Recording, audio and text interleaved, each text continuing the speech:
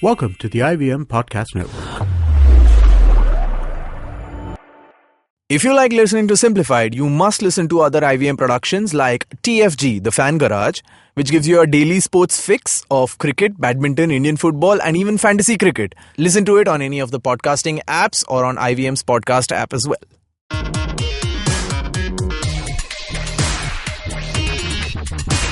Hello and welcome to Simblified, the show where we attempt to answer the most important questions in life, like why are we here? What is the purpose of life?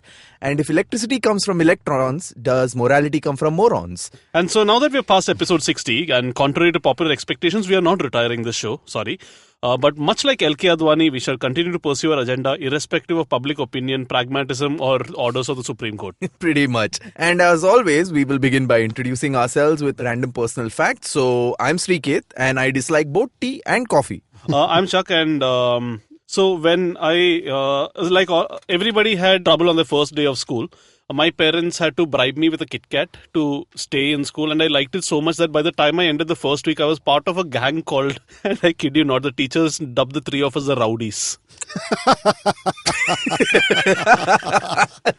I think at some point during the week, I was emboldened enough to stand up on stage, and when I say stage, I mean like the table or something, and I think I almost had my VV out. So, wow. If anyone from LKG Bahrain school, Asian School Bahrain 1986 is listening. Yes, wow. You've seen something. You know what I was doing in 1986? I was graduating from engineering. Are you? And if I did have my VV out, it would have been for alternate reasons. Completely different reasons at that time. Anyway, I'm Naren, and my fact is that I, very, very innocently, forget. It's a standard thing. I forget to zip my fly. And Mrs. who has an eagle eye for these things, she's taken to asking me now, is that hope or oversight? So, in the morning, so then I very sheepishly say oversight, right, and button my fly and go. I know, hope or oversight. No, we'll see it or we'll take it on the fly. I should tell her that. Is there an oversight in your pocket? No. So almost every morning she'll tell me hope or oversight, and I'll just say, today I'll say, I'm going to take it on the fly. A lot of VV oriented facts today. So, and although in engineering, VV probably means velocity of. Yeah. So for one of our most popular, or should I say infamous segments, is the profundity of the week. And for this one, it's this doozy. Okay. It has beautiful lines. That's part of the profundity. We can't upload luck. We can't download time. Google can't give all the answers in life, so just log into reality and like the status of life. Good morning.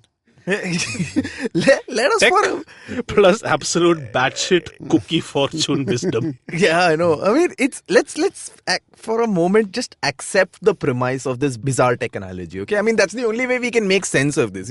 If we were to discard it straight up, then we're losing out on a lot of serious profundity here.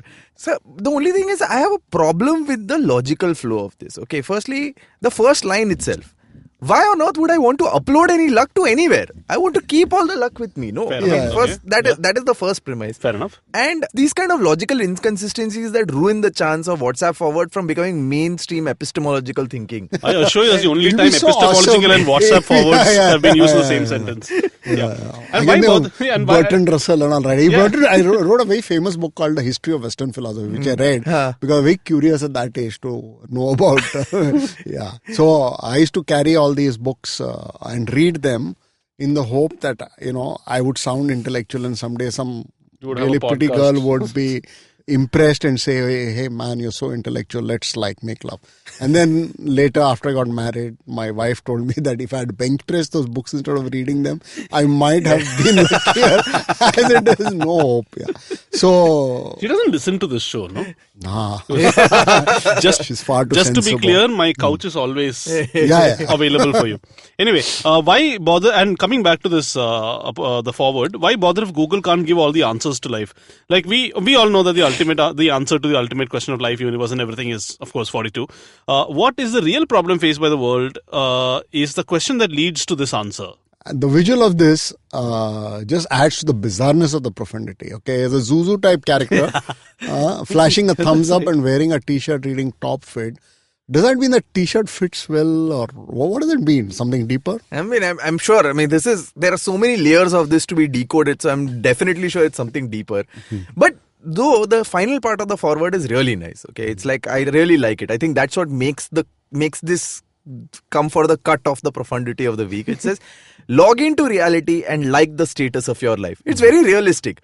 You can do all about how life is going. So you just hit like and carry on. And I'd love to see a part 2 of this, which has, with more updated things. Like I put the Snapchat filter of life, or put a Snapchat filter over the bad experience of your life. 2017 version. 2017. Yeah, this is a very nice try, but it's very 2010 types. Pinterest. Now, and even you don't even need to hit like. You have so many other emoticons to give, right? Exactly. Yeah. So all that. So now that we have been overcome, and I don't think this can be complete without a line saying, "I'd like to add you to my professional network on LinkedIn." So I think that's. That was awesome actually when it came on all those New Yorker cartoons, every New Yorker cartoon. For those of you who don't know what Naren's talking about, there's a website or something where basically every New Yorker cartoon title can be replaced with I'd like to add it to my professional network on LinkedIn. It's insane. Yeah, this reminds me of my younger son. He had this theory that there's this Khwaja Mere Khwaja song, in Jodha Akbar. So basically this guy, Hrithik Roshan, I think, he keeps his hand up and he goes round and round singing Khwaja Mere Khwaja. So according to my son, you can do that for any song. He was like 7-8 years old at that time. And so he'd sing whatever that Child of Mine, or whatever, Guns N' Roses song, Sweet Child of Mine, with Khwaja Mere Khwaja Mo. So that, it can be done. You think about it, even Sweet Child of Mine could be turned into a professional network on LinkedIn. The other one is that there's a song, no? I had the time of my life. Yes. So there is no rhyme or meter, okay? So you can sing the preamble to the Constitution of We the People of India. You can sing it's the same song. Same tune can be done, Well, there's a lot of unstructured music in America, by the way, because they don't use meter. I think, go on. Oh my God. I almost thought that was a serious I know, for a second I was like, But it is Chuck. Chuck is like the old faithful. Always delivers on time. So, coming back to business, we are very serious, okay? Simplified is a serious show. So now that we've been overcome by the severe profundity and we have to move, let's move to the topic of the week, shall we? Yeah, so after watching with tremendous interest the renowned Russian drama called the US elections, the world was recently witness to the elections by their cousins across the pond, the UK. I love that phrase, across the pond, by the way. It's very random, I know. But. And unlike the US elections, where the song and dance of presidential elections begins more than a year in advance, and now with the election of President Orange McTiny Hands continues to generate drama, the UK elections from announcement to voting spanned just 51 days. These Brits, I tell you, they have time for nothing. They're all like, what's all this election nonsense, gentlemen? Let's get over this immediately. Let's have some excellent tea and crumpets, shall we? Something like what was that?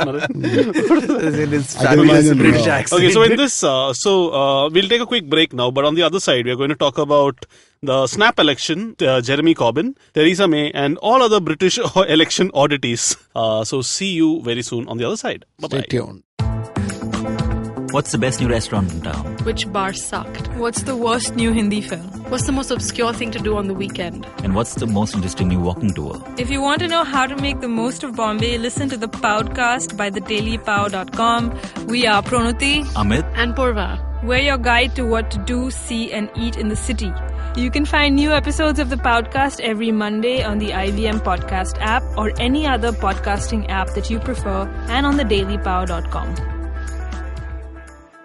Yep. And welcome back to the fount of knowledge, trivia and poor jokes we fondly call Simplified. We are talking about the UK election, so to give it its full Christian name, the United Kingdom general election of 2017. AD. And now, while we all followed the US elections with great interest because of the antics of one large tangerine tantrum called Trump. Are you going to alliterate this every time?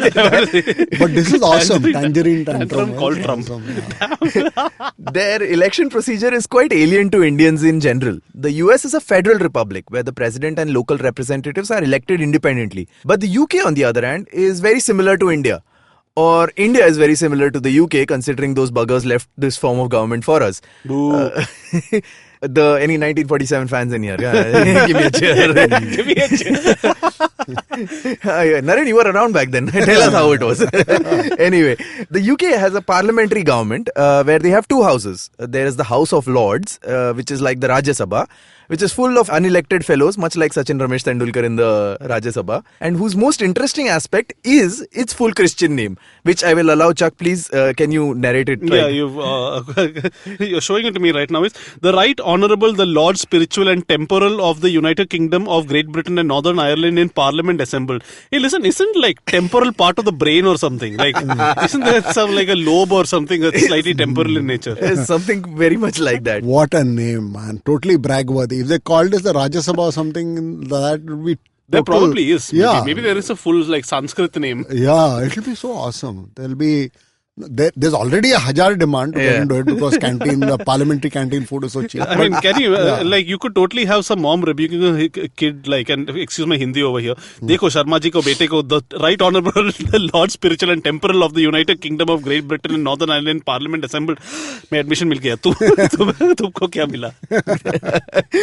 Yeah, and because it's totally superior because the other house, which is although more important, a lot more important, is very much more modestly named, called the House of Commons, equivalent to the Lok Sabha in India. And this was the election just concluded, was the general election for MPs in the House of Commons. This house has about 650 seats, and whichever party gets a simple majority, that is more than half the seats, that's around 326 seats, gets invited by the Queen to form the government. Does she have a choice? I mean, can she say, no, I don't like your face, this other nice fellow may form the government or something? Well, that would add a lot more drama to this usually drab election. But this is more like someone asking their parents' permission to marry a partner they're already living with. The response really doesn't matter, but a positive answer would make it a lot more pleasant for everyone involved. So, what's the difference? What's the difference between the UK version of the Lok Sabha and the most vitriolic comments ever said by Hugh Laurie? One is a House of Commons and the other is Commons of House. Okay, let's move on. Let's move on very quickly. But didn't they just have the elections recently in the UK? Why again? Right, Naren. I mean, this is the third time in 3 years that the British public was called on to make a decision. Firstly, there was the 2015 general election, where the Conservatives got a slender majority to form a government with David Cameron as Prime Minister. Oink, oink. Then there was the infamous Brexit referendum, where the UK said goodbye to sanity and a normal economy and decided to exit the European Union, which caused David Cameron to make his own Brexit from the British Prime Ministership. And then his successor, Theresa May, decided to call a snap election to strengthen her majority, making it good times to be a ballot paper supplier in the old blighty. Like, wow, these guys really like punishment on themselves. So basically what's happened is 2 years in a row, two prime ministers have almost voluntarily decided to screw themselves over. Yeah, I know. I mean, it's very. It's unfortunate it's happening in the UK, but if this was happening in Japan, then it would be a very good seppuku. It's like these guys are playing like Age of Empires or something, and they realize it's going too easy, so they go and just change the difficulty level. Like, let's. It's like here, my entire castle has no walls. Come. Strangely enough, they are putting up walls over here. Yeah. But anyway, all this is very boring. So, who are the heroes and villains of this story, Shriketh? Well, everyone wants to cheer for an underdog, and this story has decidedly won in the shape of one Jeremy Corbyn, the leader of the Labour Party. Well, if you know nothing about Jeremy Corbyn, he is the leaning tower of Pisa of global politics, which is to say, no one leans more left than him. Jeremy Corbyn is so socialist that he makes Bernie Sanders look like a penny-pinching capitalist. And I mean, in fact, and he's also the owner of the most badass chant for a politician, which is basically to the tune of Seven Nation Army. Oh, Jeremy Corbyn. I'm disappointed. I would have gone with Pearl Jam's Jeremy Corbyn's in class again. Jeremy Corbyn. No, something like that. His class again. Yeah. See, his class again. Yeah. Nice, Jack. Very impressive, that is. Combining UK elections with Seattle grunge. Only on Simblified. In fact, becoming the leader of the Labour Party itself was such a huge achievement for Corbyn because he was quite unpopular within his own party. He survived 2 leadership votes and a minor mutiny within the party itself when he scared the hell out of all the centre-left MPs. Yeah, I mean, there was this entire thing about...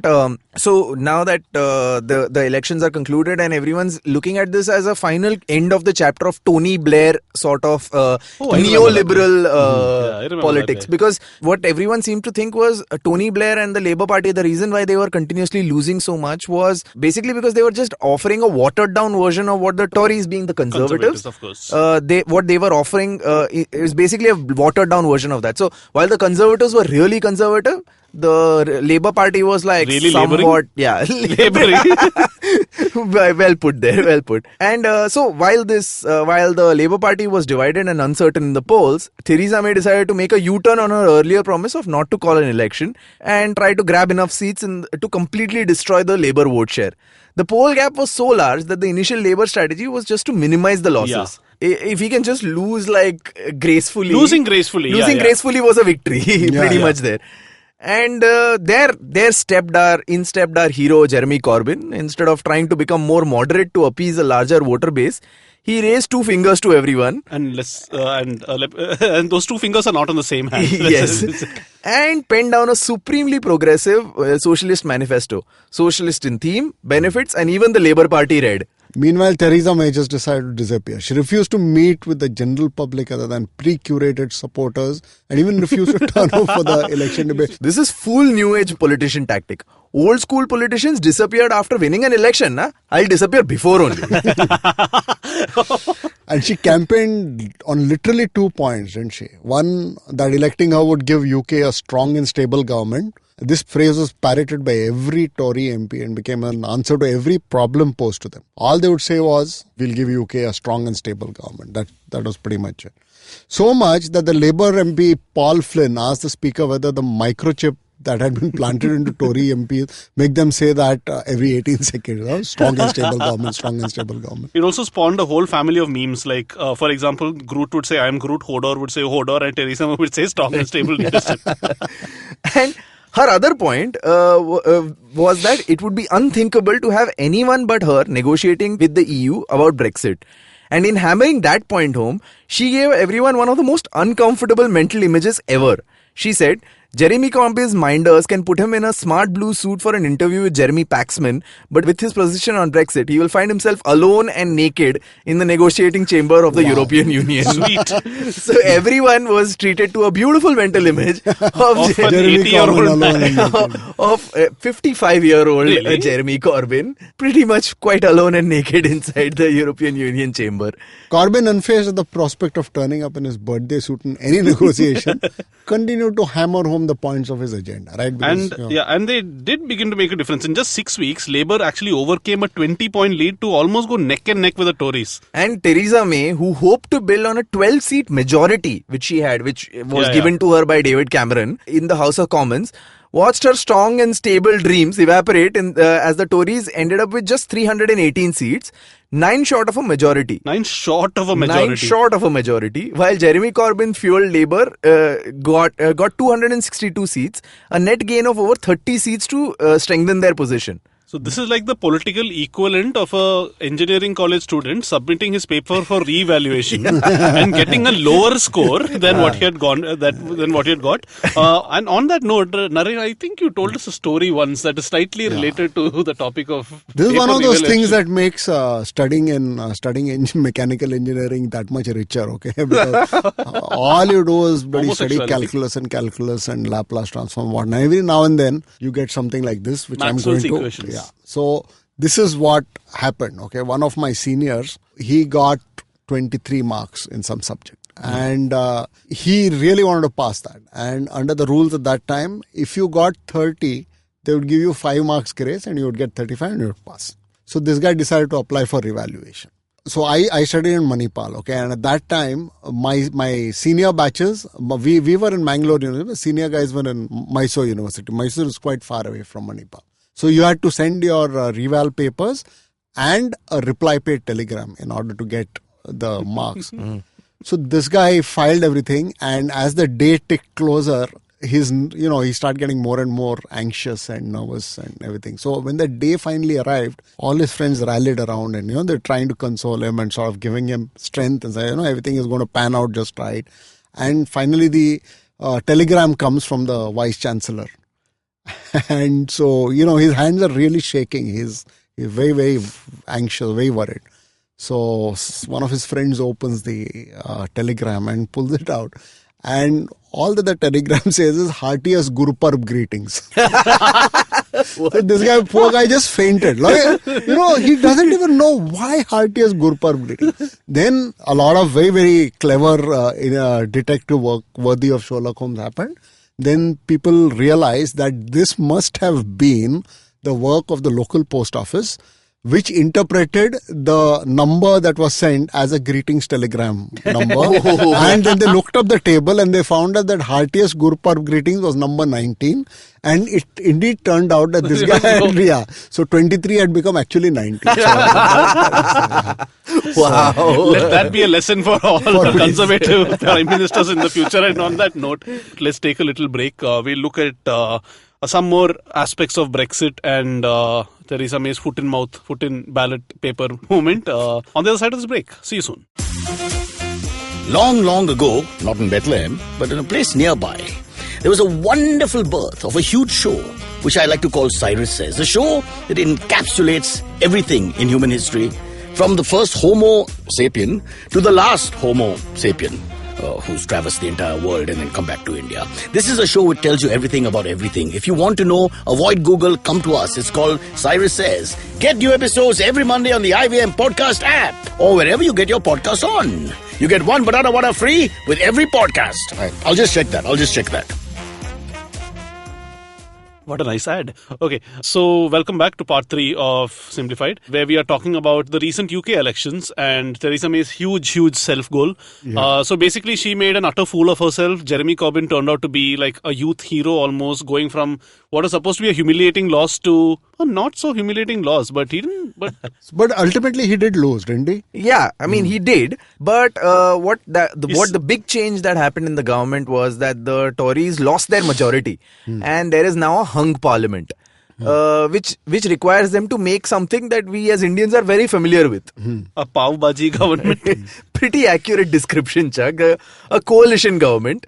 And they chose to form a coalition with the Democratic Unionist Party, an uber right-wing Northern Irish party, which won 10 seats, which then pushes them over the majority line in the election. Just about, like one seat majority. And this 10-seat party, Northern Irish Party, can now control important governmental decisions.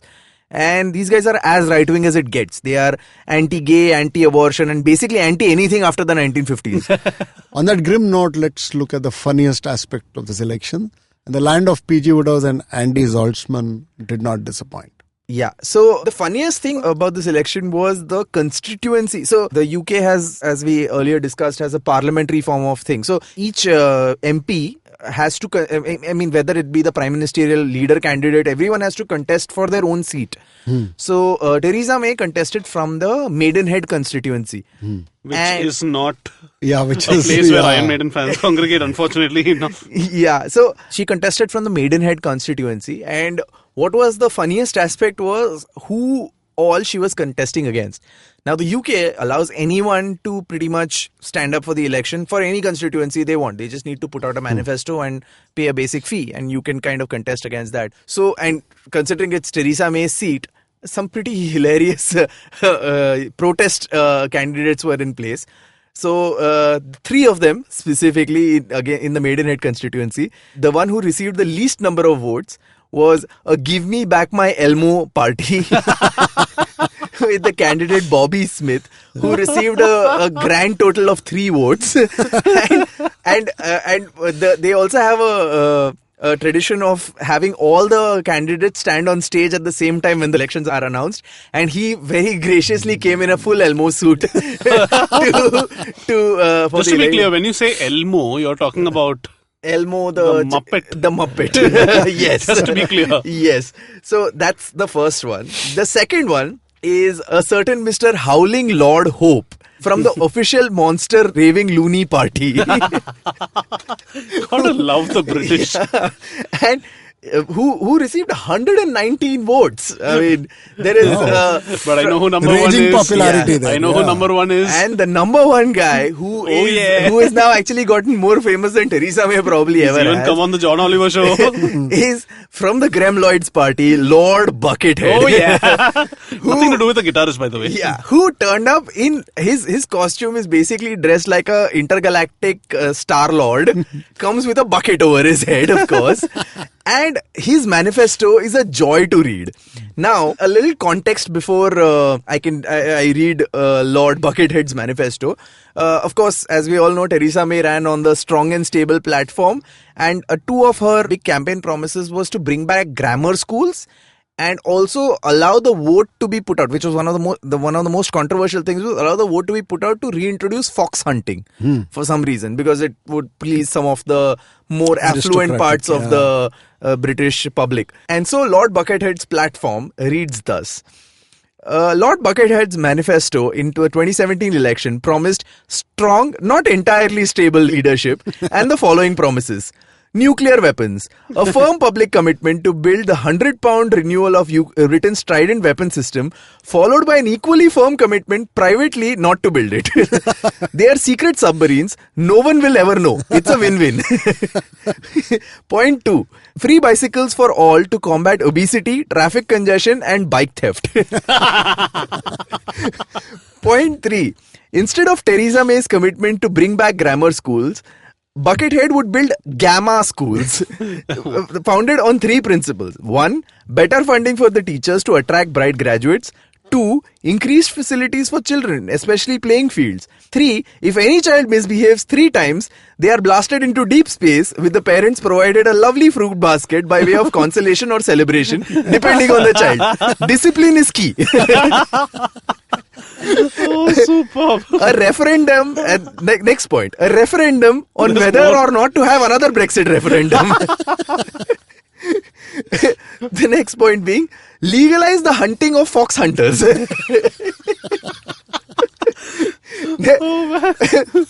And then, nationalization of Adele. And finally, exile of Katie Hopkins, a renowned right-wing, very vitriolic speaker, to the Phantom Zone. So, Lord Buckethead with his Sith Lord costume. Oh, Lord. And this is, funnily enough, this is not the first time Lord Buckethead is standing in elections. He has been standing in elections since 1987. Wow. In every election. In fact, I went and looked up footage. There is actual footage of him standing next to John Major and all other Conservative Party candidates with a similar manifesto, crafted carefully every time against every other Conservative candidate. Oh, wow. And to finally cap off his international fame, in fact, John Oliver himself called him onto his show to kind of celebrate him and saying, this is the right man to lead us into the Brexit negotiations. While one woman is strong and entirely unstable, the other guy is alone and naked in a chamber. This guy will be the right man for us. And he would totally win the Brexit. I know. Yeah. Who knows what's going on behind the bucket? Speaking of people named Buckethead, so this is a total deviation from what you're talking about. So Buckethead is also an American guitarist, okay, who famously plays with a KFC bucket on his head. And a white mask. Okay, he played for Guns N' Roses for a short while during their the whole that huge gap between the last album and the one before that. What I want to talk about is how prolific he is. Okay, he's been his first album was in 1992. Guess how many albums he has as of today? 294. Oh my God! He's got 32 albums this year already. What is he like? I'm guaranteed some of them are just white noise. ये पता ही भी नहीं चलेगा किसी को. And here's the thing. So you would assume that he's one of those smart bastards who takes one song and he makes it into an album. But no, all of his albums are like 50s, 47. And there's a stat here on his Wikipedia page. As of his 294th solo album, his total studio album running time is approximately 157 hours. Wow.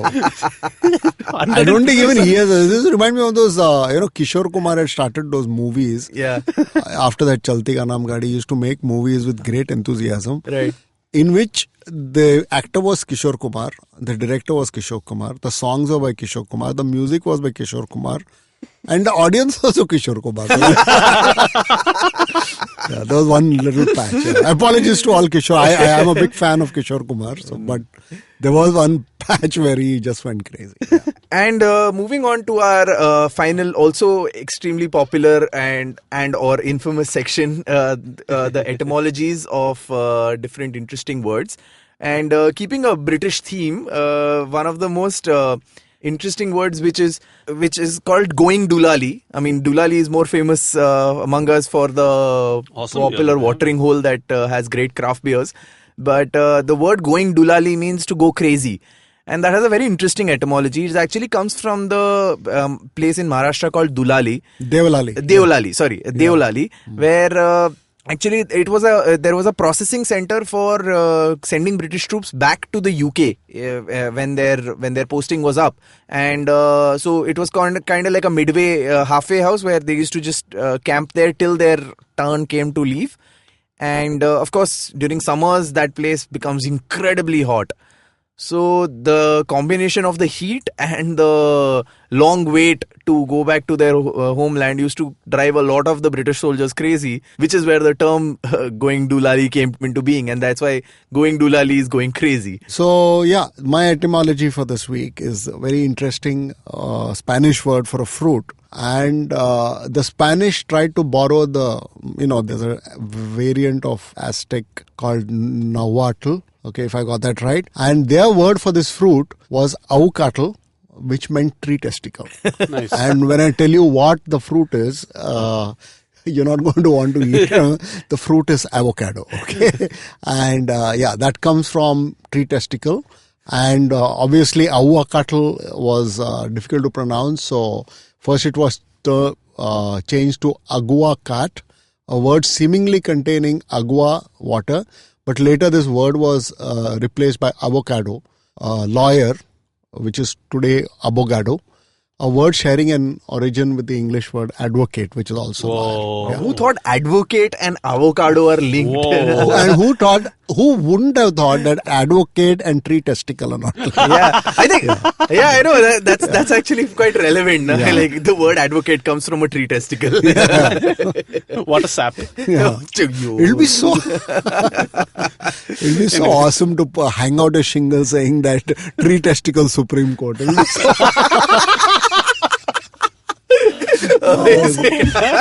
S.K. Sharma, advocate supreme, cut out the advocate.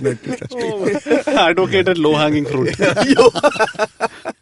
I'm trying to make a joke with guacamole, but it's just not happening. So let's just move on. I have an etymology too, which is slightly related to what we spoke about in the episode today. So this relates to an old gentleman called King Pyrrhus of Epirus. Mm-hmm. Who fought against the Romans in something called the Battle of Heraclea in 280 BC. Mm. So basically he won that battle, but he suffered so much of a loss that he lost so much property and men and all that. So in net terms, it's as good as him losing. In fact, he would have preferred losing than actually winning, because that loss turned out to be, so the victory turned out to be that much of a loss. And that's like something that's almost like what Theresa May is going through right now. She ended up winning, but like her life has become so much more difficult, whereas the so-called loser Jeremy Corbyn can sit back, because if he had won, then he would have had to go through the whole headache of the Brexit nego. Now he can just sit back and watch the chaos. And so this term that whose etymology, if you guys haven't guessed it already, is named after King Pyrrhus, and is a Pyrrhic victory. Pyrrhic victory. Pyrrhic victory. Oh, very cool. Pyrrhic. I didn't know that was. I thought Paro was the story was he was the disciple of someone, some philosopher. I've forgotten his name, and that philosopher whose disciple this guy was lying in a ditch. He fell down, broke his leg, something happened, and Paro walks by and sees him in the ditch. And he looks at him and he decides no good is going to come of getting him out of the ditch. So he walks on. So everyone yelled at him and says, what kind of a guy are you? But the master says he's the only one who has truly understood my philosophy. And that philosophy was Peronism or skepticism. When you don't do anything unless you are absolutely convinced that it is right. Wow. Yeah. Profound note on which to end. Begin and end with profundities. Very, very varied kind of profundities though. Yeah. All right, so that's about it. So hope you guys enjoyed this episode as much and learned something. Yeah. And we're looking forward to next year's general elections as well in the UK. Yes.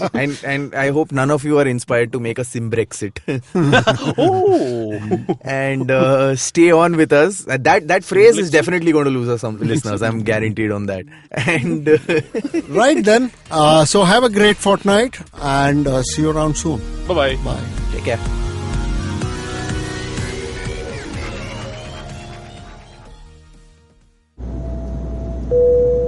Good evening, ladies and gentlemen. This is your captain speaking. Sorry to say, but there's been a slight delay due to the apocalypse having suddenly begun.